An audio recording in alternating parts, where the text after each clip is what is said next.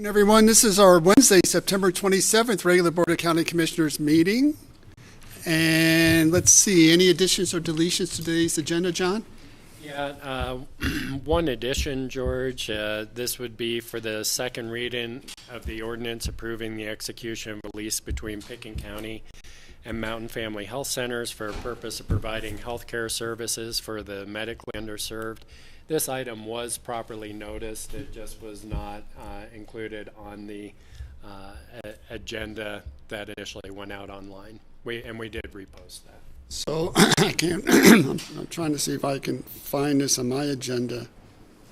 So what I would suggest is to put it as the last item. It'd be item under number 8 under individual consideration items, public hearings, second readings. Number 7. Number 7.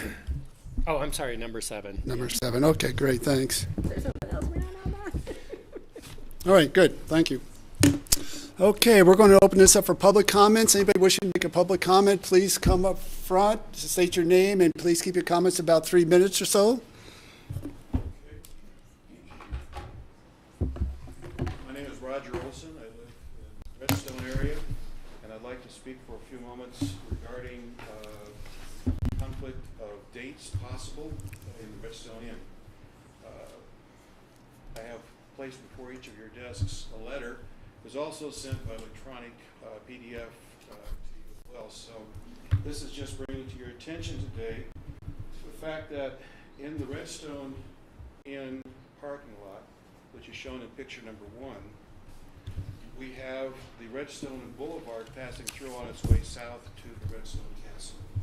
I know you're considering the Redstone Castle and all of the various applications for use and so forth. And I just simply wanted to mention today, so that you have under consideration, the fact that this same parking lot is also the staging area for the 4th of July parade in Redstone. It's also the staging area for the Redstone Art Show, which is the Labor Day weekend. And then the Friday after Thanksgiving is also the bonfire where the community comes out. These 3 events, which are all Redstone community events, are part of the fabric of our community. One's been there for 35 years. Another one 22 years. Don't know about the bonfire. I'm relatively new to Redstone, but I know a lot of people in Redstone because I've gone to the bonfire, I've gone to the art show, gone to the 4th of July parade. I've been part of those events. So you get to know people. Otherwise, it's just another garage door community where you come home, you raise a garage door, you drive in, you close a garage door. But I know a lot of people in Redstone because of these different events. And so, as you can read in the letter itself, what I'm asking you is to consider that when you are involving the community and Mr. Steve Carver's application for use of the Redstone Castle for special events, that you at least be aware that there is a potential conflict of dates, 4th of July, Labor Day weekend, Friday after Thanksgiving. And the fabric of our community revolves around these various activities. And I have 39 seconds. Are there any questions? No, it's just public comment, though. Okay. So I would like for you guys to at least be aware of this so that it doesn't come as a surprise that after the fact, if there's access through the parking lot, there is a conflict of dates on the 4th of July, etc. So all the details are kind of outlined in this, and I would appreciate your consideration for the sake of our community. We'd like for you to preserve our heritage, which is the 4th of July parade, the Labor Day weekend art show, and the Friday after Thanksgiving bonfire. And if you've not been to our 4th of July parade, please come. Thank you very much. We'll make sure this is added to the record and Thank you. Considered during the formal hearings. Thank you very much. Great, thank you. Thank you for coming up to present that to us. I appreciate it. Thank you very much. I love Redstone. I'm kind of new to Redstone, but I tell you what, this is God's part of the world around here. So it's great. Thank you very much. Thank you. Anybody else wish to make a public comment? Yes? Yes, you can come forward. State your name. Thank you, Your Honor. Oops. Recognition. Nomenclature is MZVZ III. Nice to see you all, or certain ones who do care about me. Others, well, you know, heaven has a solution for that one.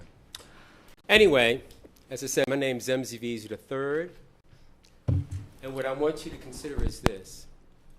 You still talk about money, you talk about high finance. Now, when the money doesn't come in, you have a problem, right? Come on, somebody agree with me at least. Thank you. Patty Clapper, thank you. Well, anyway, and your honored child, I know you're thinking of me too.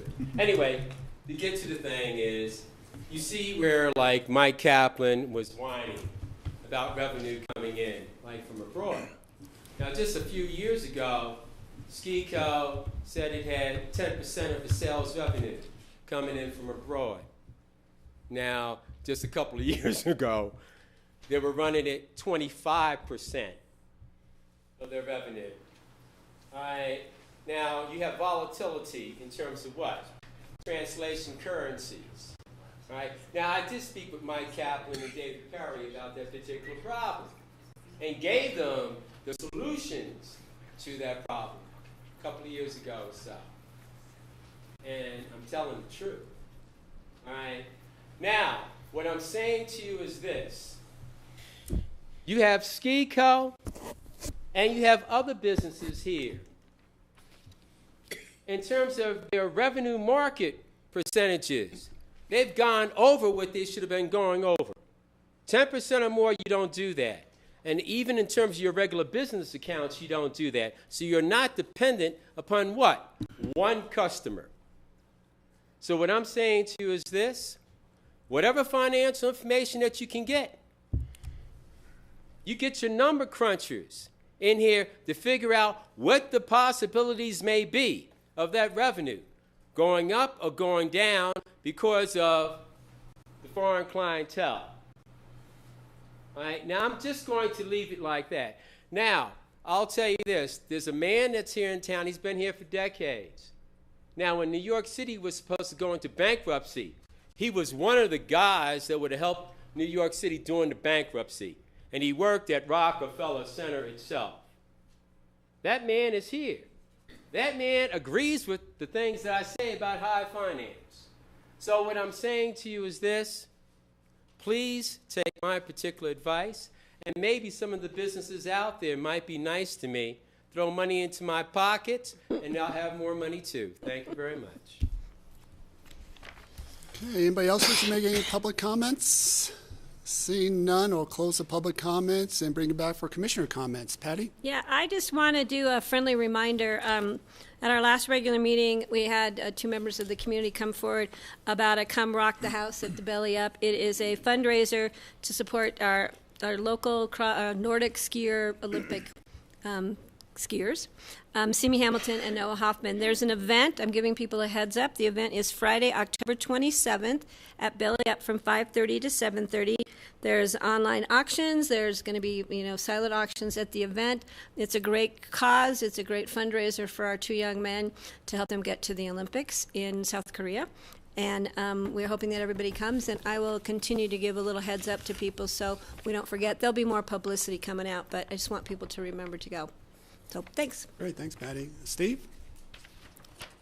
I'd like to let the public know, and also the other commissioners, about Senior Law Day, which is coming on October 9th, Monday, at the Elgibel building in Eagle County building in Elgibel.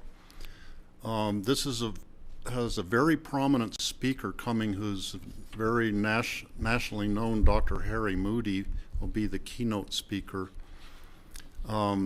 The event's from 9 till 3:30. You need to RSVP by October 4th in order to get lunch and the senior law book, which is put out every year by the Colorado Bar Association.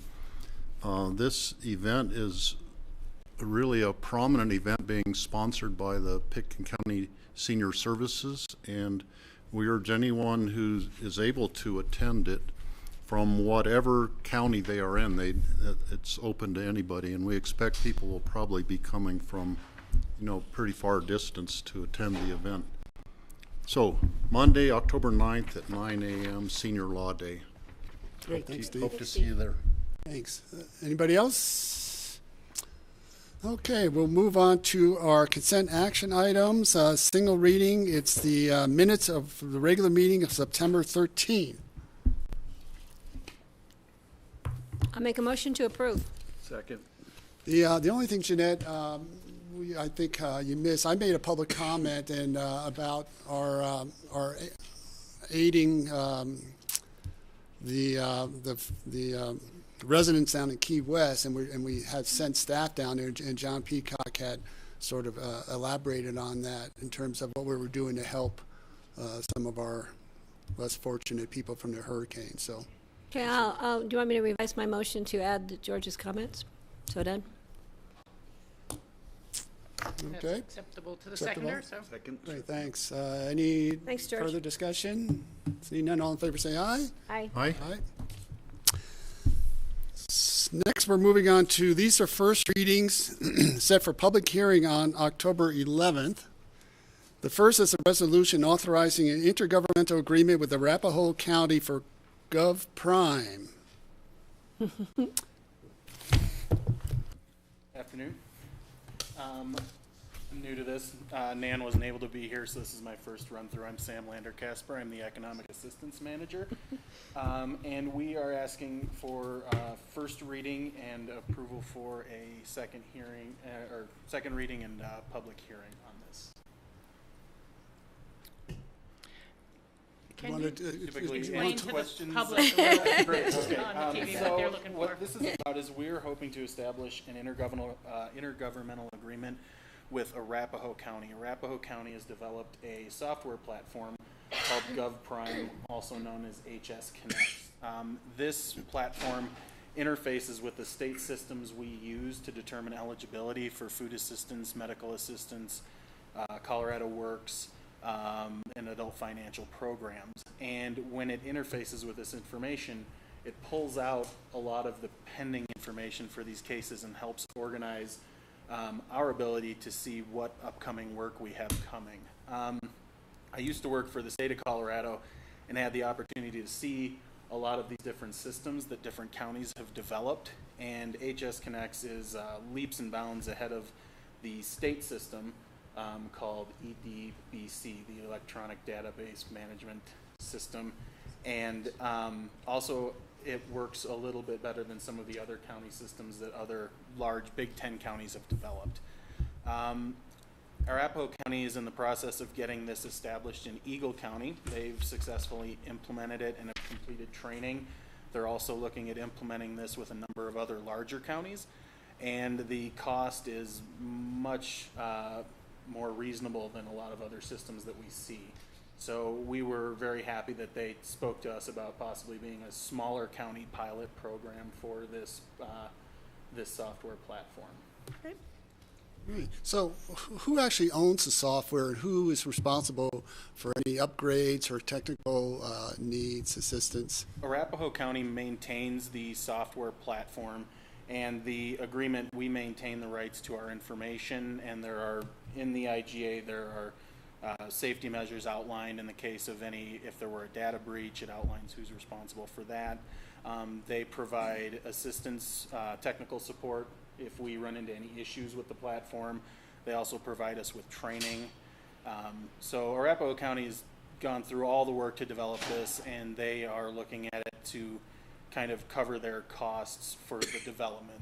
It's not really a for-profit thing. They're trying to get this out to as many different counties as they can. Good, thanks. Great. It's Other great that they're questions? sharing it. And I think you already stated this, but this program software is accepted by the state of Colorado, and so they're saying, yes, it's okay to go forward and use that. And Yes, in order to get access to CBMS, which is the Colorado Benefits Management System, they would need to have gotten approval from the state for their system to interface with that. Yes. perfect. Thank you. Question Yes, Greg. regarding cost, again, budgetary impact. The cost, as described in the IGA, is $52.50 per quarter per user. Yes. The user being Pitkin County User being, since this is at this time only for economic assistance through CBMS, it would only be the people utilizing this in my department. So I think we've got it budgeted out for 7 users at this time. They are talking, and this is the really interesting thing about HS Connect's Gov Prime, is they're talking about incorporating child support enforcement as well as adult protective services into this platform so that you will eventually have access to full case information for folks. Great, thank you. And it's my understanding this helps to expedite people's applications, makes the process more seamless? Yes, it organizes the information. Typically what we have to do through the current system is pull reports to see what information is pending, to know how much time we have to work on applications. It also is an electronic storage system, so it allows us to go paperless, which is the trend statewide at this time. Right, great. All right. Thank you. I would make a motion to approve the resolution authorizing an intergovernmental agreement with Arapahoe County for Government Prime. And I'll second that when it's set for public hearing on the 11th, I believe, October 11th. Okay. Okay, any further discussion? All in favor, say aye. Aye. Aye, thank you. Thank you. Thank you. Well done. Well done, Sam. Next is a resolution providing supplemental appropriations to the 2017 budget. That's the third quarter. That was nice of Brian. I'm Connie Baker, Picken County Budget Director. This resolution is to appropriate sums of money for the 3 supplemental requests that were presented to you last week. The first request is for the Road and Bridge Fund, and it would provide LED lighting for the Road and Bridge Garage and the Sand Shed, which at the moment are not adequately lit. And that request is for $22,000. The second request is for the Airport Fund. The airport began a new custodial contract in July, which is more than was originally budgeted in 2017. So this appropriation of $110,800 is to cover the additional cost for the second half of 2017. And the third request is from the Solid Waste Center. It is for the final phase of the stormwater leachate mitigation project. It adds $85,000 to the overall cost of that project. All total, that's a change of $217,800 to the 2017 Picken County budget. And are there any questions? And again, we've seen this at a work session last week. Yes. Right. I would make a motion to approve. And I will second that again with set for public hearing and second reading on the 11th of October. Yes. Okay, any further discussion? Steve? These are all very worthwhile things that, improvements to these various areas of the county, and I think we all totally approve of these expenditures. Okay, with that, all in favor say aye. Aye. Aye. Thanks, Connie. Thank you. Let's see, next is an ordinance authorizing the purchase of the Aspen Picken County Airport employee housing.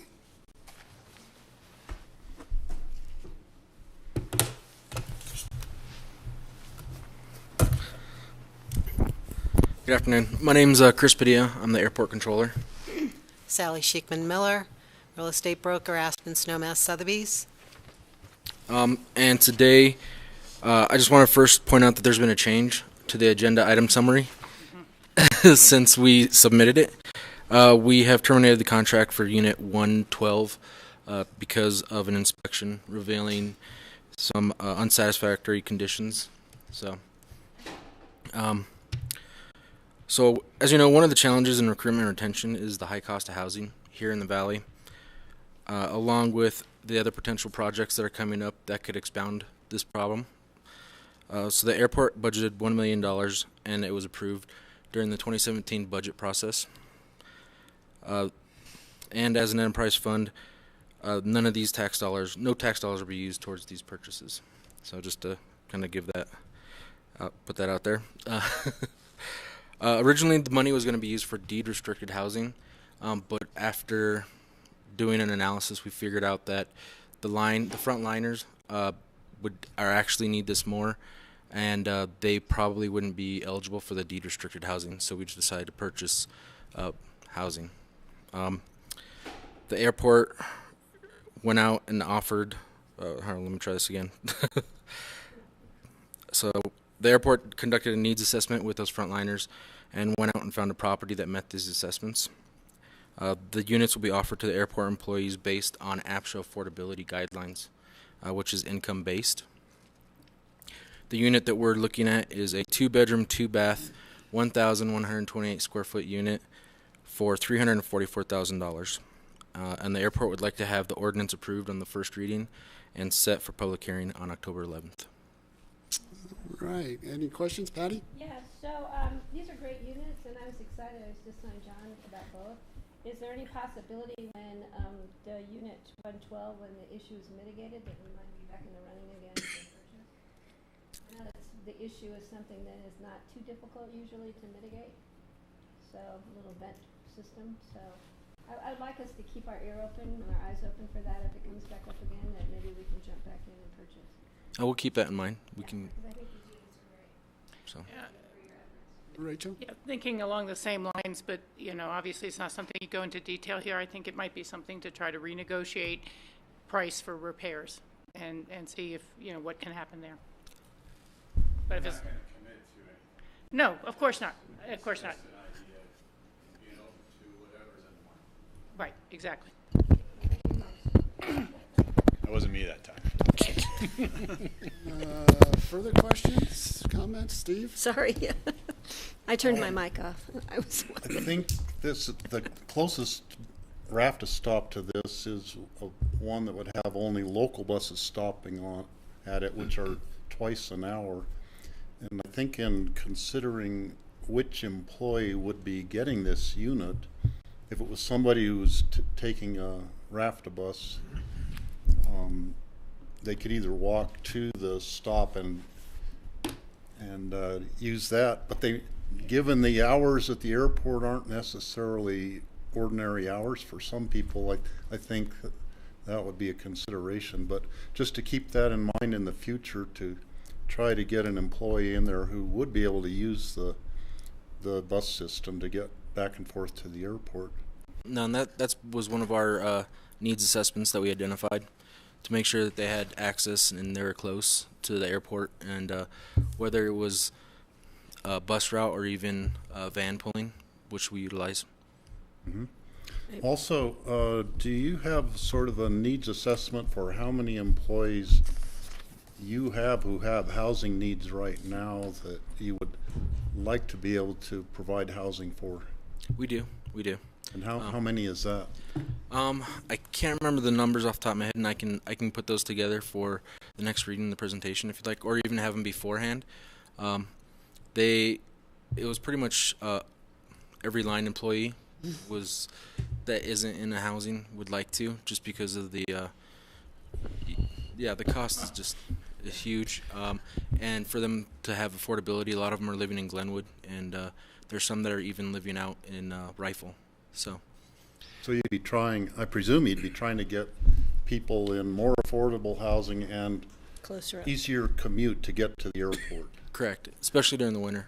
It's pretty important. Mm-hmm. I would just note, particularly with our operations staff, that's line staff, our airport tends to be a very good airport to start a career at, because you get a broad breadth of experience at a relatively high volume airport that's doing commercial and GA. But it also means that we serve as a little bit of a stepping stone into larger airports. So we tend to have natural turnover that happens in those operating positions, and the housing and having housing available for recruitment and retention as long as we can. But what we found the barrier to really be, at least in some of those positions, is on the recruitment side, that once somebody's moved on to the FAA or maybe a larger airport or such in those operations positions, that recruiting somebody in to replace them at those line levels, housing becomes the real challenge. And so those needs. So we will have a number now, but what I think is important for the board to understand in terms of purchasing these units, there's going to be a certain number of our operations crew that I think we can expect to have regular turnover and recruitment challenges in, just because of the nature of the career path in the airport, at the airport. Thanks, John.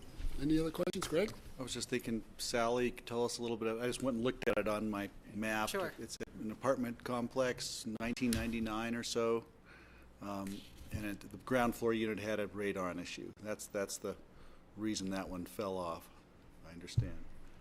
Correct. Okay. What's your take? I guess I'd love to hear what you think, how you could describe the place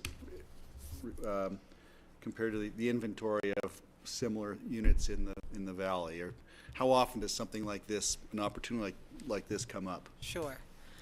And thanks for asking. Valley Pines was originally constructed as an over 55 community. It didn't sell well that way, and there was an ordinance that was removed so that it could be sold to anybody in the free market. It was built in several phases. Unit 112 was in the original building where there's a community room, there's a commercial kitchen.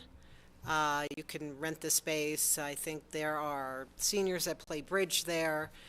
It's well used. Unit number 205 is in a different building. It's on the second floor, so it didn't have the same issue as unit number 112. It's a nice unit. I like the fact that you walk in, you go upstairs into the unit itself. It's got a nice little nook that could be used as an office area, or maybe you could put a flat screen TV in a little exercise area. The two bedrooms are on opposite sides of the living, dining, kitchen area. So for a roommate situation, they have their own bathroom, they have their own space. So they're not right next to each other. So if somebody's up early and someone goes to bed late, they have their own privacy and quiet. I think Valley Pines is a great location because it is close to Willits. It's also close to the bus stop.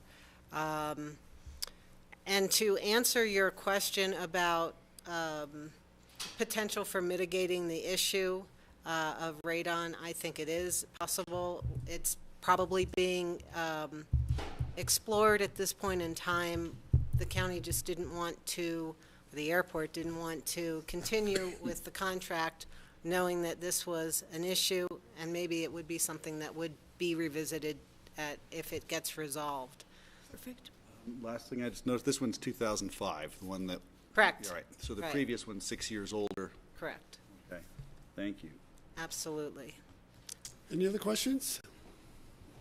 I'll make a motion to approve and set for second reading and public hearing on October the 11th. And thank you for bringing it forward. Second. Good job. Thanks.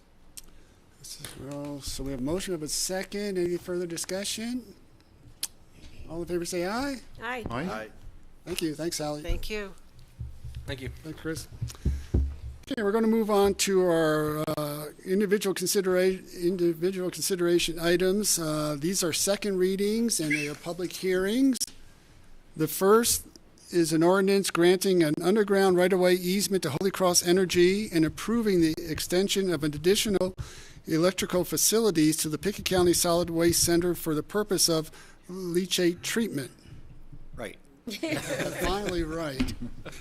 I'm Brian Pettit. I'm the Public Works Director.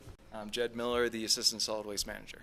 And exactly what George said is what this ordinance will do, which is it's really 3 agreements with Holy Cross in order to allow them to extend electrical service to what we call an air stripper that will treat leachate and remove and oxidize a volatile organic called vinyl chloride. And by doing that, then we'll have water that we can spread around the landfill to treat the roads for dust control. So this is something that's required by the state and that we're following through with, and we need electrical service in order to provide that service. And we've seen this at a work session as well as first reading. So are there any changes from the first reading? No. Okay. Any questions? I was curious why we need to grant an easement to Holy Cross for the line that's on our property.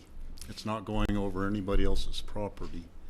I was too, and I asked Holy Cross that, and this is just their standard protocol for installation of electrical lines so that they know that they will have access to service those lines, even though it's solely on Pitkin County property. Okay. Is this a public hearing? Anybody wishing to comment on this? I'll keep the public hearing open for the next few items. Back to the board. I'll move to approve the ordinance granting an underground right-of-way easement to Holy Cross Energy and approving the extension of additional electrical facilities to the Pitkin County Solid Waste Center for the leachate treatment system. I'll second. Second. Thank you. Further discussion? All in favor say aye. Aye. Aye. Thanks, guys. Thanks, Thank you very gentlemen. much. Next is an ordinance authorizing the acquisition of the Rebecca Brunson parcel.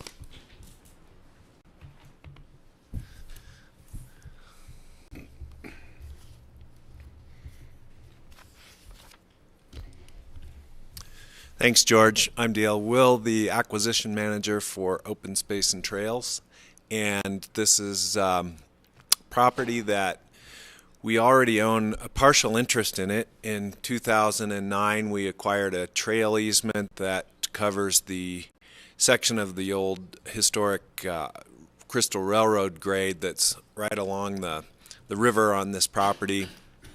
But at that time, the owner reserved a development site in the balance of the property, and it's been put back on the market. It's listed for sale.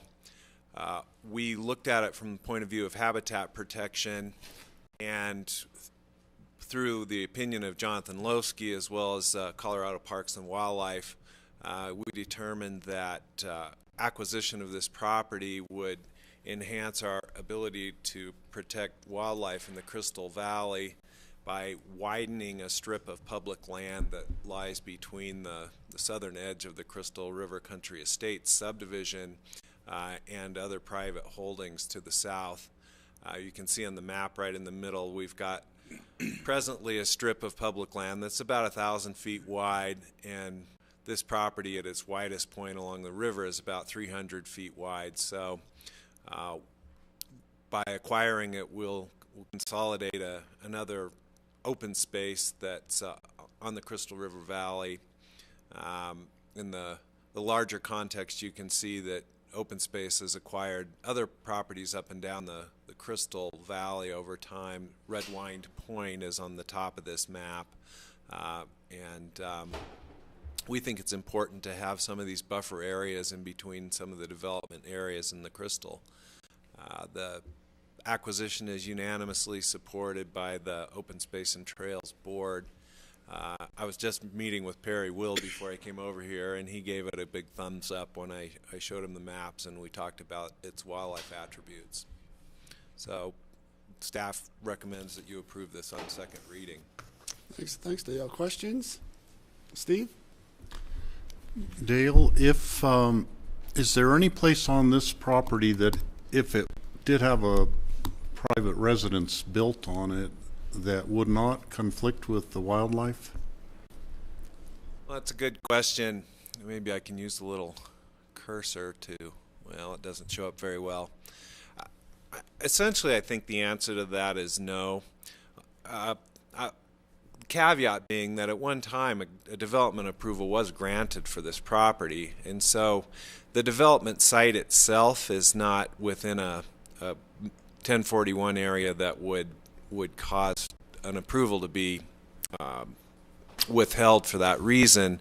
However, in discussing this with Jonathan Lowski and with CPW, what you can see here is there's a broader area that can be managed for habitat values. The development site on this property is essentially right in the middle of it, but if you look at the topographical features on the map, you can see that there's a drainage that comes all the way down off the top of Mount Sopris that runs along the northern edge of this. The property itself is up on a knoll, and to get up on the knoll, you're going to have to perfect a new driveway, and that just extends year-round activity and dogs and all that sort of thing into an area that's presently fairly secluded. So the determination of the Open Space Board and Jonathan Lowski was that really the acquisition of this in its entirety is going to be our best way to manage this area. Okay. Do the wildlife at all go down to the Crystal River, going down through that drainage, or along the little knoll?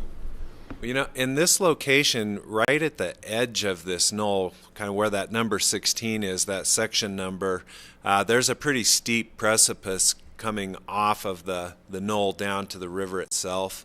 In fact, when we were out there doing the archaeological research for the Crystal Trail studies, that was one location where there's evidence that the cliffs were actually dynamited to create a place for the railroad platform right along the edge of the river. But for that reason, I don't think that there's a corridor directly to the river. The upper part of this property, the kind of the pointed part that's over on the right side of it, is a mapped bighorn sheep area, but only a few acres of it. So I don't think there's migration to the river. However, once again, the opinion of Colorado Wildlife Science is that by not having year-round activities up there, you're going to enhance the habitat values of all that surrounding land.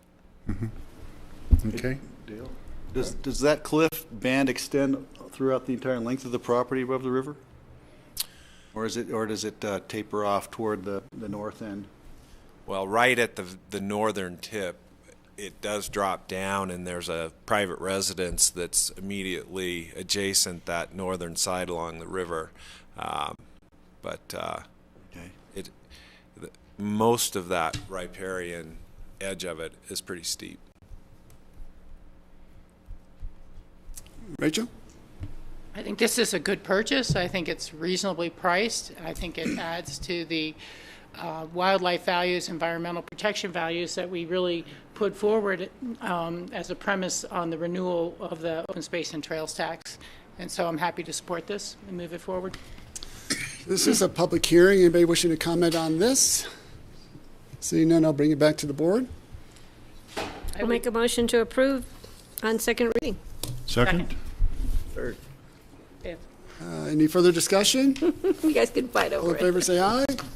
Aye. Aye. Thanks, Aye. Dale. Thanks, Dale. Thank you. Thanks, Dale. See you tomorrow. Yeah, we're going to have our barbecue Yep. tomorrow with CPW. Let's see. Next is an ordinance approving the execution of a lease between the Pickens County and Mountain Family Health Center for the purpose of providing health care services for the medically underserved. Thank you, George. John Peacock, County Manager. I'll be doing the staff presentation today, and I am joined by representatives from Mountain Family Health. I'll ask you to go ahead and introduce yourselves. Hi, Annette Front. I'm the Chief Financial Officer for Mountain Family. And Gary Schell, I'm the Development Director. Welcome. So on first reading, we had described this partnership, and I just want to do it again because this is one of those partnerships where you get to do the right thing and it just feels good while you're doing it. So we're excited to bring this in front of you. The Board of Health, as this board has been meeting as the Board of Health over the past couple of years, and again most recently in your most recent Board of Health meeting, access to affordable and quality health care regardless of ability to pay keeps coming up as a top priority for our community. And our primary partner in making that happen for primary care, mental health, and dental care has been Mountain Family Health. Under our current arrangement, Mountain Family Health is provided space by Aspen Valley Hospital on Cody Lane in Basalt. They currently are in about 3,050 square feet that the hospital does currently and has provided for free. The hospital is finding that it can no longer provide all of that space, that it is having expansion of its own services, and that's slowly squeezing out the Mountain Family Health Services. And so that created a little bit of a crisis for us, that by June of 2018, we weren't sure where the home for Mountain Family Health was going to be. But it precipitated a partnership discussion with the hospital, with the county, and with Mountain Family Health. And that partnership resulted in part in the lease that's in front of you, and also a letter of agreement between the entities, whereby the hospital would take the funding that it was using, which is at $150,000 a year to provide the current space on Cody Lane for Mountain Family Health Services, to Mountain Family Health. In return, the county has purchased a building on 123 Emma Road. It's where our temporary offices are currently located, in approximately 9,000 square feet. We have agreed by June 2018, hopefully when we're moved into our new facility here, to rent that square footage to Mountain Family Health Services for the same amount. We've all reached agreement, and it's represented in the lease, about the lease rate growing by Denver, Boulder, Greeley CPI, or 2%, whichever is greater, and the hospital has agreed to grow their contribution to Mountain Family Health Centers by that same amount. What is in front of you today, then, is a lease for that space to start in June 2018 with the base rent at $150,000 a year, to increase by the amount just specified. The lease is a 20-year lease. It's a long-term lease with 10-year renewals. There's a long-term commitment here. Mountain Family Health would take the space in as-is condition, and is currently in the process of fundraising and accumulating funds to remodel the space to provide primary care, dental care, and mental health services in an integrated healthcare delivery system, regardless of ability to pay. The best part is, right now, there are roughly 4,500 people, over 25% of Pickens County's population, that lives at 200% of poverty level or less. This is the population that's really challenged to access affordable and quality health care. Within the current space that Mountain Family Health occupies, the 3,000 square feet, Mountain Family can serve roughly half of that population. By expanding the square footage to 9,000 square feet, we'll be able to improve the accessibility, particularly of dental care and mental health services, and we anticipate that it will be enough square footage to provide services for that full population of 4,500 now and into the future. And so the reason that we're doing the lease so early is that it is important for Mountain Family Health, as they're working with donors, to be able to show that they have secured the location for which they're doing fundraising to make capital improvements, and that they have secured a long-term commitment. You will note that both in the ordinance and the AIS, we do spell out that there is some uncertainty still at the federal level. These programs rely heavily on Medicaid funding.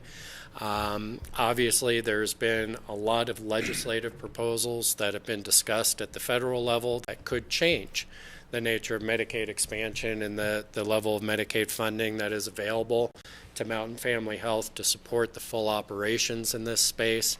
We've allowed for some flexibility to say, look, if those conditions do change that are out of our control, we'll need to consider renegotiation then of these lease terms to make it more realistically fit those revenue sources. But right now, we're anticipating that the Medicaid expansion will stay that we will be able to provide the services that we anticipated we'd be able to provide when we put this agreement together between the hospital, Mountain Family Health, and the county. And frankly, we hope we won't have to change it going into the future. And I'd just like to, George, if it's okay with you, turn it over to our representatives from Mountain Family Health to make some comments also. Oh, I love working with John because you get all the talking points in front of me. I don't have to do anything anymore. I just really like to thank the commissioners for your vision in seeing ahead to really what is possible with bringing integrated care to the county and for an extended period of time. We are committed to that 40-year period, and we really look forward to serving that community.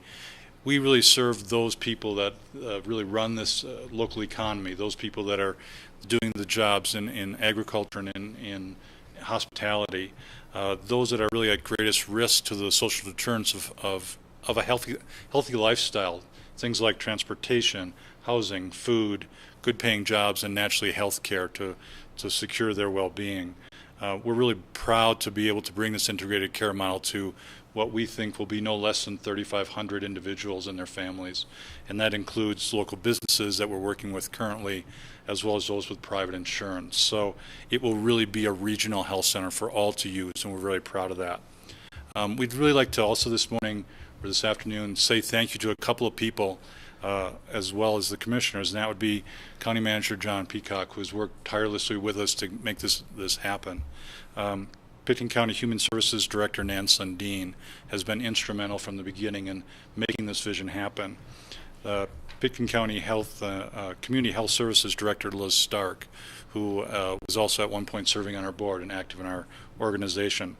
Basalt Mayor Jackie Whitsitt has been instrumental and is an advocate for us. Aspen Valley Hospital and their CEO, Dave Ressler, has been an intricate part of this negotiation and is obviously part of the three-way MOU that we signed earlier this year. And naturally, Mountain Family Health Centers and our CEO, Ross Brooks, has been instrumental in seeing this vision through to the end. So again, thank you to Pitkin County for looking at this and for the second reading, and we look forward to the opportunity to serve Pitkin County for years to come. Thank you. Yeah, thanks, Gary. Again, this is, I think, just another great example of another successful partnership that we've been able to put together with all the people you've spoken about, AVH, Town of Basalt, the county, community health, and certainly giving you the ability to go out to your donor base to help ensure that we're able to actually fulfill your mission. So, good job. Can I speak on that real quick? And I want to just offer, again, our assistance. If you need some help with fundraising, we'd be happy with letters of support, or anybody would like to speak with any of us about the great cause and about the hard work that's gone into making this a vision and making this vision a reality. I think that any of us would be willing, I'm going to speak for all of us here, we're willing to help out and see what we can do to get you guys to that funding point that we need to be to do the improvements to that building. Thank you. We've obviously been in a silent phase until we have the paperwork in hand, but now we'll be making a much hopefully in a few minutes when we vote, you can ask us to help you out. That'd be great. Rachel? Yeah, well, I certainly was going to say the same thing, Patty, was we always think alike on issues like this. Be glad to help or meet with donors or anything like that as you'd like. I was just going to kind of point something out for the history of this and the public, and it's separate from, the lease in a certain way. But when we began constructing our new building and had moved our temporary offices to Basalt, we were originally leasing the building. And then we started looking at the opportunities going forward, particularly with Mountain Family Health in mind. But the board was always aware that there were alternatives to that use and to that building should we not fill it with the offices or entirely with the offices as currently planned. So whether it be leasing to private businesses, as there are currently leases on that property, or potential of a need for county mid-valley services or a touchdown office or things like that.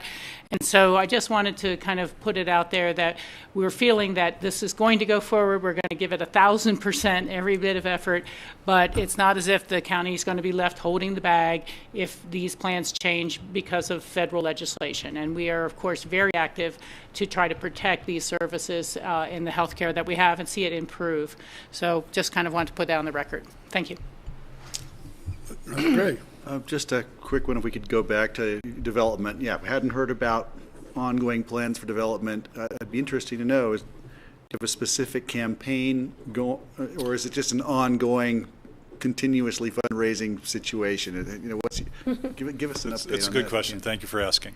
We do have a specific campaign. The campaign will be for about $2.5 million to come in and do the renovation and put in the facilities that we need to provide. Of that $2.5 million, it has been a silent campaign to this point. You really haven't seen anything in the paper. We've raised a little over $800,000 quietly in the background, and we are anxious to get started with really getting out into the public and into donors' line of sight in the next couple of weeks. Thank you. Steve? When I had heard that the low-income people were having to travel clear to Rifle to get dental care, and just imagining how many of them weren't getting dental care as a result of that. And then when I heard about this opportunity, then that you would have enough space to provide dental care in Basalt because of having this space available, that made me really happy and kind of sealed the deal with that this was really a good step forward for you and for Pickens County being able to serve our low-income citizens. So I'm really happy that this is all following along on the plan that we laid out. Thank you, Steve. And the other thing that you should know is that we have the mobile dental unit now in El Jebel. That mobile dental unit will stay in the Roaring Fork Valley. So even though we'll have a full-time dental as part of our health center, that van will stay in the Roaring Fork and continue to do its good work on a true mobile basis once the clinic is up and running. Mm-hmm. Is that the unit that goes, I mean, when you do some dental checkups at the Pickens County Senior Center, is that the unit that goes up there for that, or do they just do something inside the building there? I believe that is a separate dental hygienist who is working through the Aspen to Parachute Dental Alliance that is up there. Okay. So how does the transition work? Once we're out of that building, you still have to do some remodeling, but your lease extends with AVH until you're able to complete your remodel of your space? That's correct. I believe the lease is good through our current space through the end of calendar year 2018. They extended that lease on the Cody Lane space in order to ensure we had plenty of time for the remodel and to be able to get into that space. And so that was not reflected in your AIS. What was reflected was, I think, earlier conversations we had. So I'm glad the hospital's been able to extend that a little bit farther. Good. Yeah, good. Great. This is a public hearing. Anybody wishing to comment on this? Seeing none, I'll bring it back to the board. One last question. You mentioned the other dental technician who's part of another alliance. How does Mountain Valley dovetail with other organizations, and what other groups are there out there that you may be working with in the valley or beyond? We have a pretty extensive partnership with all of the public health offices from all the counties that we work with, in addition to not just public health, but the social services, human services departments throughout the area. And then all of these alliances are also joined in another alliance that is kind of a branch of Mountain Family, or Mountain Family as a partnership with. And so we continue these conversations and see how we can extend our services through partnerships. And this is just one great example, like you've said. I really want to commend John and Dave Russler was instrumental in getting us to Basalt in the first place 5 years ago. Without their vision and their creative thinking, this would never have come up. So this is great. Great, thanks. Greg, over the 3 counties that we work in, and I only know this because we're producing our annual report right now. we have a list of over 77 partners, active partners that we work with across the counties that we serve in. And those do include county agencies as well as foundations and other health entities or children's or women's groups that are all active in these communities, and we're an active partner with all of them. Just anecdotally, every time I'm in a healthcare related meeting, somebody from Mountain Family Health seems to be there. So You just can't get away from those guys. Steve? I move to approve the ordinance approving the execution of the lease between Pickens County and Mountain Family Health for 123 Emma Road. Second. Any further discussion? All in favor say aye. Aye. Yeah. Congratulations. Good job. Thanks so Let much. us know what we can do to help. Absolutely. We'll invite you to the grand opening in a year. Oh, we'll be there. Oh, we'll be there before then. Okay, we're going to move on to our land use public hearings. George, could we take a quick 5 minutes? Certainly. And think this guys can set up and. Take a short 5-minute break. Or a long 5-minute break. Wait, somebody's birthday. Long as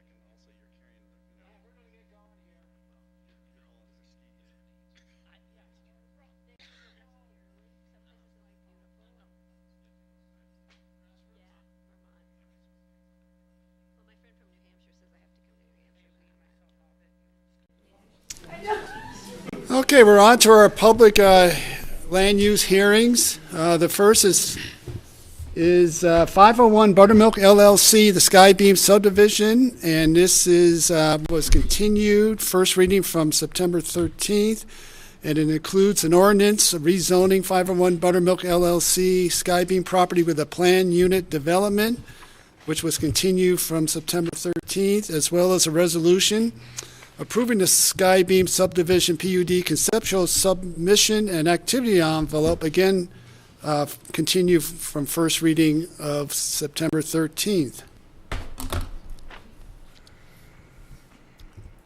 Okay, thank you. Mike Kramer with Pickens County Planning Staff. Applicant is 501 Buttermilk LLC, and they are represented by Mitch Haas, who is sitting next to me. The location of the subject parcel is 501 West Buttermilk Road. And yes, we did meet on September 13th of this year, and we spoke about the applicant's proposal. Namely, we honed in on floor area. At that time, the applicant had voluntarily committed to reduce floor area on the parcel, and they were going to restrict above-grade floor area to 5,750 square feet with a 4,000 square foot subgrade space. There would have been 1,000 square feet of floor area eliminated from the proposal. The board considered that, and they asked the applicant to further consider a subgrade limitation. The applicant has considered that, and they are willing to commit to a 2,000 square foot subgrade limitation. So I've broken out the way the floor area works on page 1 of the staff memo. So I'll just recite it for the record. So Lot 2 would have a 5,750 square foot above grade limitation, and that includes garages and outbuildings. Lot 2 would have a 2,000 square foot subgrade or basement limitation, and they'd be held to a maximum gross floor area of 7,750 square feet. All those numbers and commitments I just outlined are also included in the draft resolution. At the September 13th hearing, a representative from the Aspen Oaks HOA was here and spoke to the trail easement that has been offered by the applicant that would run through the 26-acre conservation easement that is also offered by the applicant. And the representative stated that they'd like to be notified, they as in the HOA would like to be notified if trail work ever came to fruition. At this time, there is no desire to build the trail. We've heard that from Open Space and Trails, and also there's some trepidation from CPW about building a trail in that location. But nonetheless, the applicant's willing to grant the easement, and I think at this time we're willing to accept it with the understanding that the trail work and construction would not happen unless all stakeholders were okay with the trail being constructed in that location. So we've included a condition in the draft resolution. It's condition number 5, and it says that if trail planning meetings are proposed, that Open Space and Trails should notify the Aspen Oaks HOA so they can participate in the planning phase of it. And then lastly, we had some public comment that was received, and we've attached it to your packet, and if any board members have questions about that, I can try and answer it. But we are recommending approval for the ordinance to rezone to the PUD on first reading and set second reading on October 11th. And then we're also recommending approval for the Skybeam subdivision, and that's a resolution, and that's an activity envelope included in that, and set second reading for October 11th, 2017. Hey, thanks, Mike. Any questions for Mike? Rachel. Yeah, I'm just looking through the resolution more carefully, and I'm wondering if you could point out which section details the conservation easement that's got to be placed on the property and the requirement that there can be no further subdivision of the property.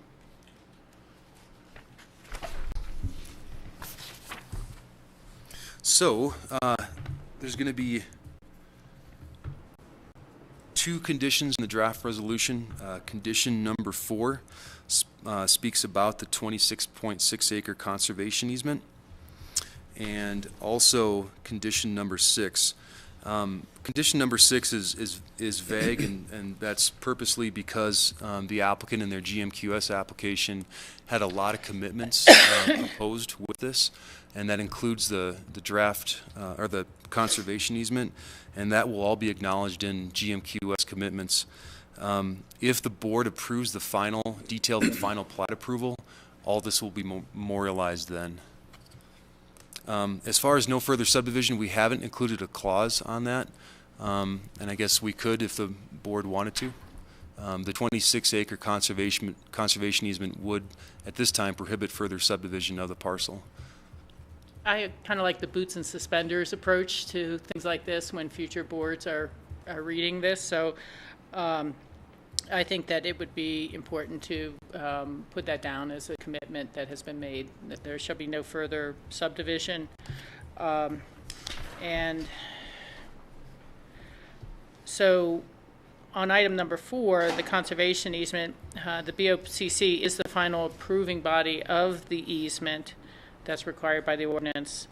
And they'll be, again, constructed in such a way, as we all talked about at the last meeting, that it could not be lifted, that we will find a way that it can't be undone by a future board in terms of lifting the conservation easement. Okay. Rachel, I think one of the things we had talked about, I believe, if my memory is correct, we were talking about joint owner.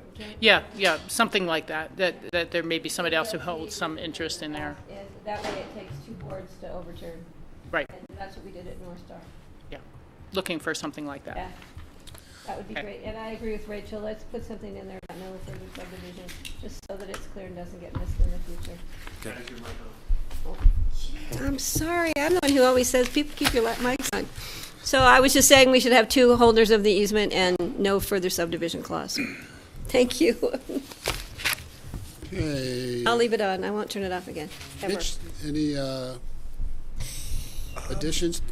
I said you No, Mike pretty much covered it. We're fine with adding language about prohibiting subdivision, whether it's in the conservation easement, in the growth management covenant, or both, or just a straight up condition, no further subdivision. That's our intention, so wherever it works for us as well. We're okay with finding a second beneficiary to the conservation easement. If possible. Whoever that may be. We'll see if ABLT wants it. Possibly it could be city open space since they own the parcel right next to it also. That's a good idea. That would be fine. You know, somebody acceptable we'll find. That'd be great. And we would obviously hash that out before the conservation easement is approved anyway. Lastly, of course there was some hemming and hawing when I went back and discussed further limiting the floor area with my client, and a few what about this and what about that, but brushed all that aside, and at the end of the day we're okay with the limitation, with the 2,000 square foot subgrade limit. Thank you. Okay, great. Mitch, I want to thank you for that effort. That was important to me, and I really do appreciate your taking the time and making the effort to talk with your client and getting this agreement in front of us. Greg. I just have a general question, maybe someone else here can answer, just regarding this easement for the trail. They're granting the trail easement, which will remain as part of the approval, but there's no intention on anybody's part and a recommendation that it never be used for a trail. Is that the way things are normally done? Can we neutralize that now? Or does it need to stay ambiguous? It seems kind of ambiguous to me. Well, the way it's proposed is to afford flexibility in the future. So staff's telling you that there is no intent to put a trail down, but we're accepting an easement in case that changes sometime. And the triggering event for that change to be manifested is it will be reflected in the recommendations by all concerned parties, as Mike said. So is it usual to accept an easement without any present intent to use it? Not necessarily, but it has been done before. To say that we will never use it means that we just shouldn't accept it, really. I mean, if you can say it that strongly, then there'd be no point in accepting the easement. Right. So the terminal or the text and the approval will reflect that CPW would be consulted, or whomever the wildlife authority. It seems like a wildlife issue they would be consulted if this opportunity for an easement, if somebody wanted to exercise that. CPW is a referral body. They're not an ultimate authority right. on execution of a property interest.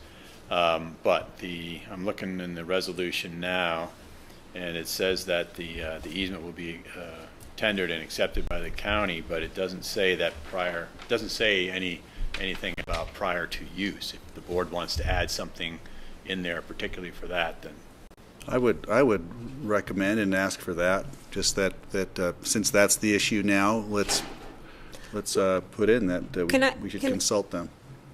Well, it'd be my understanding that Open Space would consult with CPW and with our own wildlife biologist, and the neighbors. and the neighbors would be involved, and if AVLT was part of it, so that we'd have already those three bodies that would be having to approve any future potential trail alignment easement through there, which would be a big hurdle to go through, and that at least two of those bodies, AVLT and Open Space and Trails, would consult with CPW and or their own wildlife biologist. Consultation does not mean that you get to veto it, though. Right. So it's simply not in there. If you want it stronger, to generally that effect, we don't let Colorado Parks and Wildlife veto, do we? generally decisions of property management rest finally with the BOCC. Right. Yeah. So they're a consulting body to us, and I think that's just part of what Open Space and Trails would do in an area, would be my understanding, an area where a trail that had wildlife issues. Right. Yeah. I'd rather leave it in for future boards. I don't distrust future boards. I don't think that it will be used or needed, but I don't see the need to cut it off now. I just really don't. It could be a very changed circumstance in 30 years, 50 years. True. So let's leave it as is my. We'll leave it as it is what I'm hearing. I mean, if it helps, the way I'm at least now envisioning this working, before we have an attorney write all these things up in legal documents, is on the plat, including the easement itself, and in the conservation easement, allowing for future trail construction. But, we can specify in here, there's a condition already about prior to construction of a potential trail that we notify the Aspen Oaks HOA. If we want to go the full, what was the saying we just used, boots and suspenders route, we can also require notification to Colorado Parks and Wildlife and the beneficiaries of the conservation easement. I'd feel comfortable with that. Yeah, I'm fine with that. We'll Thanks, give Mitch. Greg that one. Okay. Anything else for Mitch? This is a public hearing. Anybody wishing to comment on this item? Yes. Eric Gross, Whitson & Gross Attorneys in Carbondale. I had the opportunity to speak with you at the last reading, and we are representing Joyce Amico and Charles Malcolmus at 477 Aspen Oaks Drive, part of the Aspen Oaks HOA. We appreciate the work that the applicant and staff has done to build into the approval the mechanism to communicate with Aspen Oaks about this topic of the future easement and how it will be treated and how the planning that would happen there. I also had the opportunity to meet with the Aspen Valley Land Trust this week about this issue, kind of keying off of the comments I heard last time. And the Land Trust is very interested in helping out and potentially being a co-holder of this easement. They would, of course, need a proposal, and so that's as far as we could get with that, but I wanted to see if this was the type of thing that they would be interested in. But I did want to point out to you that they are on the record opposing the trail easement. So I think the ask is to remove that from the approval, that there be a trail easement on the plat, because it's counter to how Land Trust sees that area and how they view the values there, the wildlife values. And I don't speak for them, but I think they're on the record on this application. and they have an easement nearby that has a trail through. And I think that was part of their comment, was that there is a trail that could meet the needs of this area. So I appreciate the concept of having an ability in the future to do something that you might not be able to do, and preserving that. But the clear request from our clients is to take the trail easement off, because there's a fair amount of clear evidence that it'll never get used, or there's no desire that it not be used. And I think that you just went through that, so I don't want to belabor that point. But that's the request. So we really appreciate you considering that. Thank you. Yeah, my only concern is that I'm comfortable with doing that, but I want to have assurances that AVLT will actually be a second holder of it, because otherwise, if for some reason that falls through, then we've sort of eliminated one of our options that was given through the GMQS process. Would it be possible to consider the condition that at the time that the easement is to be established, that the applicant will seek to have the land trust be a co-holder? I think it was pretty close to what you were saying, without, hamstringing them to have that, but because the land trust has to have a proposal, and they have to have a way to determine from that proposal if they're going to take it. But they were very, from they're familiar with the application, they're familiar with the property, and they were very positive about that. There's just no way to say they will do it, right now. But I think there's a way to encourage the applicant to go that route, just the same way there's a condition to bring in the homeowners as part of the planning of the easement. So that would be a suggestion. Rachel? Yeah, I just can't eliminate something that could be of value to people in the future. You're talking about the trail easement. The trail easement. I'm just not that fearful that we're going to. I know what the budgets are and what our other demands are for open space and trails, and there is current access. But I just, I can't foresee the circumstances 40 or 50 years from now, and I don't want to eliminate that from the board. The other thing is, it may not be AVLT. It may be much simpler to have the city of Aspen hold the second easement as or part of the easement.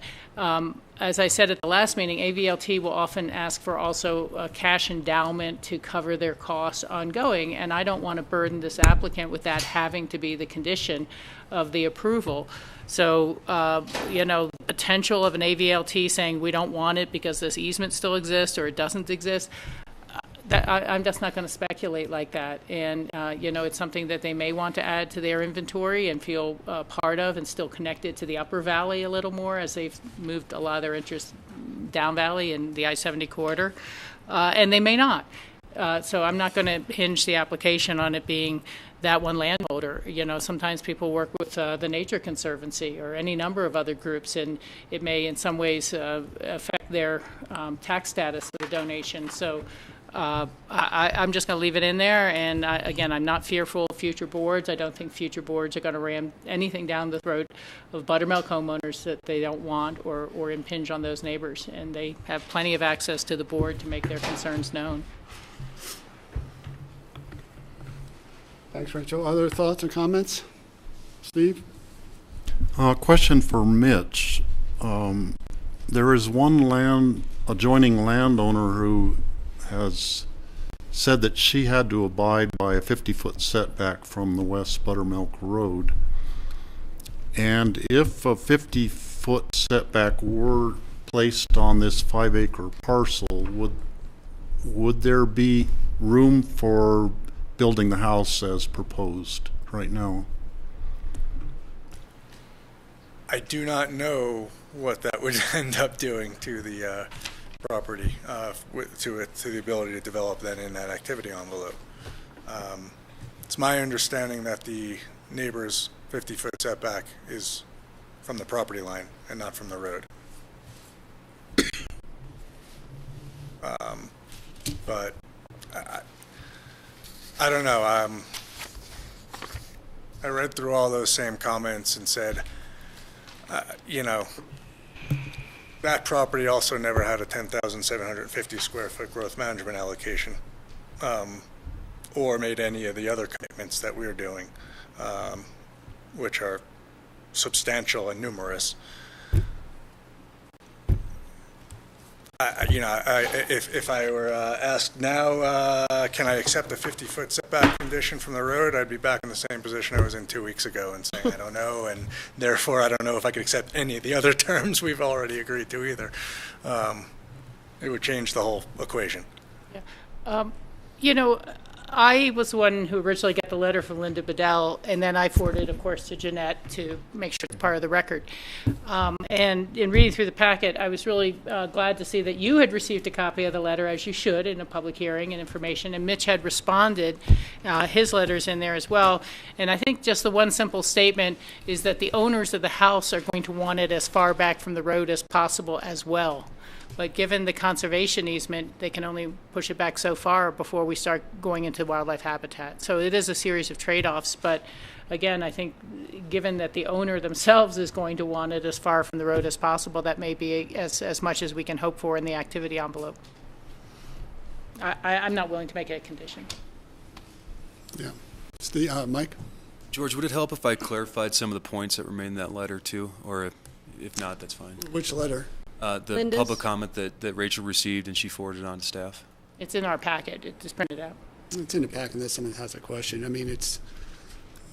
Yeah, I just, for me, I got my 2,000 square feet of subgrade and a 10-foot setback difference from 40 to 50 without really having a house designed or coming into for that next review phase. Just please, I'm just going to ask that it please be considered on the setback being a little bit further. The homeowner may, as you said, may want it rather than us requiring it and forcing us to come back to do this again. Yeah, I'm not going to require that. I think back to Rachel's point or for discussion in terms of the question of keeping number 4 and number 6 in here, allowing the potential for a future trail easement, but notifying all interested parties. AVLT, sometimes, we're very good partners with AVLT, but there are times we have differences, and we know we've had differences. I think on trails, especially. I think Rachel's point that perhaps there may be another option for a second holder to that easement, such as City of Aspen, makes a lot of sense since they were the original ones that should have done that to begin with. we might give them that second opportunity to come back. But we're going to make sure it's done right this time. I They record it. I think that was a good suggestion, and you never know 50 years from now what the needs are going to be and how the environment is going to change. So it's nice to always have that option. That was part of their points, GMQS that we discussed. So other thoughts on that? No, I believe we need to keep it in there. I'm a firm believer, and if you get the opportunity to have an easement, keep it there. It doesn't mean you may ever need to use it, but if you do, you have it. Trying to get it after the fact is difficult, if not impossible, as history has proven to us. That's exactly what our thinking Yeah. is. You have a property owner willing to grant the easement. Might Yeah, as well take take the it. easement. Who knows, 50 years from now, maybe everybody decides a trail's a wonderful idea. Maybe not, but at least the It's the easement's in opportunities place there. to allow for it. Okay. With that, any other questions? I think anybody else from the public wishing to comment on this? I don't see any. We'll bring it back to the board. So I will make motions. I'm just not sure what I need to do. I need to make a motion to, Mike, what do I need to motion? We do one of these motion, at a time. I'm sorry. I'm sorry, Mike. We do one of these at a time? Yes. Yeah, thank I'll you. make a motion for subdivision conceptual submission, or just for rezoning, PUD overlay. You actually, Patty, if you want to, you can use the 2 recommended motions on page 2 of the staff memo. Okay, One would be, I'm going to for- make a motion to approve the 501 Buttermilk LLC Skybeam subdivision ordinance to rezone to a planned unit development overlay, subject to the draft ordinance. As amended, did we amend the ordinance at all? Not today. We amended the second one. The resolution, yes. Okay. I'll second. Any further discussion? Steve? I wanted to make a comment. I'm torn on how to actually vote on this.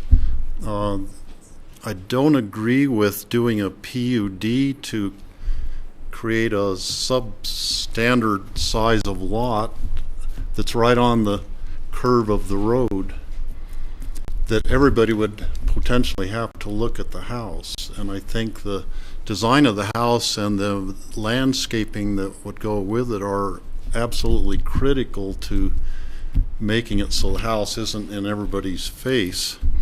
But everybody will see something there that is not there now. And then you weigh the alternative that, and I've counted the number of homes that their backyards basically would be protected by having the conservation easement placed on the remainder of the property. And there's something on the order of 11 or 12 property owners who would have their value of their lots be protected by the conservation easement, because that, this irregularly shaped lot goes right by a whole lot of other people's backyards, basically. So I'm actually really torn on how to vote on this. There's benefits to vote for it, and there's a benefit to vote against it, and just to not have a house on that corner that everybody has to look at. And I realize this is in a subdivision where there are other houses, but going up the road, a large majority of the houses are set off on other side roads, or they're not very visible, except for a few of them. When you get way far up on West Buttermilk Road, there are some that are close to the road. So I just wanted to say that I actually am torn on how to vote on this. Okay, thank you. We'll find out in a minute, I think. Other comments? I appreciate the reductions, as Patty requested last meeting, and your work with your client. Yeah, I would second that.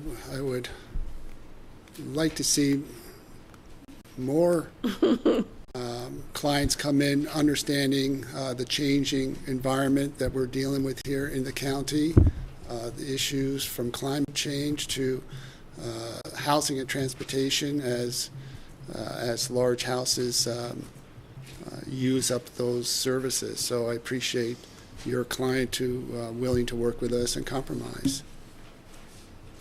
So with that, I will call the question. All in favor say aye. Aye. Aye. Opposed? No. Aye. Okay. Fast. Thanks. Let's see, we have another. All right, I will make a second motion. I will make a motion to approve the 501 Buttermilk LLC Skybeam Subdivision Resolution approving the planned unit development review, activity envelope review, and subdivision conceptual submission, subject to the conditions outlined in the attached draft resolution as amended. And we have all those amended. Yeah. Second. Any further discussion on this? See none, all in favor say aye. Aye. Aye. Opposed? Great, thank you. Thank you. Thank you. Mitch, thanks for your effort. Really Pretty soon for a second reading. With all those conditions, will be cleaned up when you see it again. Oh, this is, no, this is a second reading except for October 11th? Yes. Oh. Okay. So we'll have all those conditions cleaned up when it comes back. I thought we were Right. done. I mean, I have to keep all of this? I tried. Do I have to keep this whole This was stack continued still? first, so. Well, I'm not throwing it away, Mitch, just in case.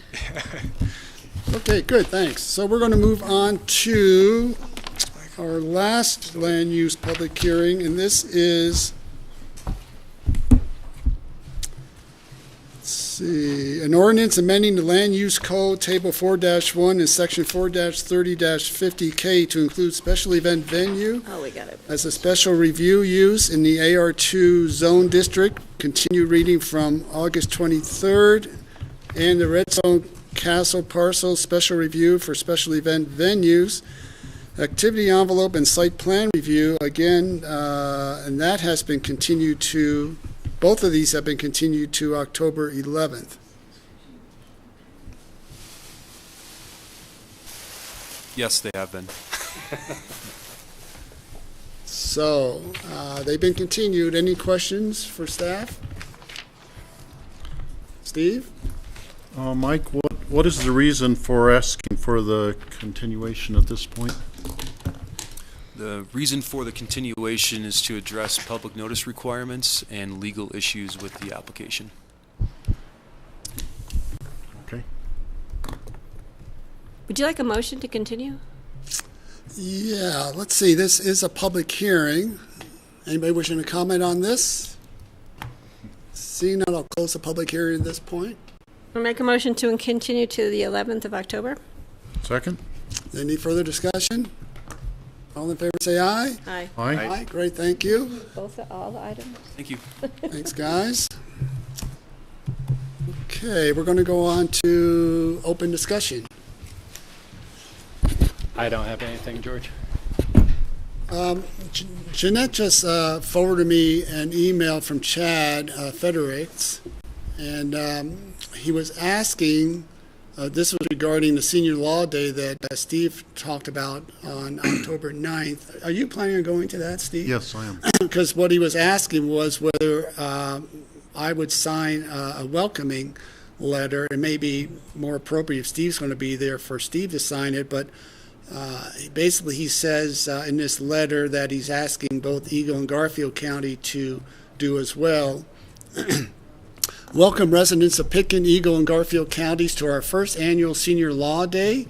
As your county commissioners, we want to do everything we are able to provide you with the opportunity to continue to thrive in the Roaring Fork Valley, including the presentation of resources, education, and tools that will allow you to advocate for yourself and your loved ones and to age well in our community.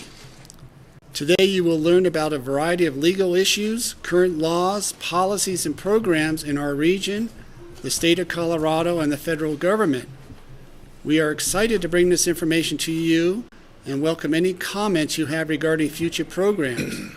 We want to reiterate our commitment to the aging population in our counties and hope you have a fun and informative day.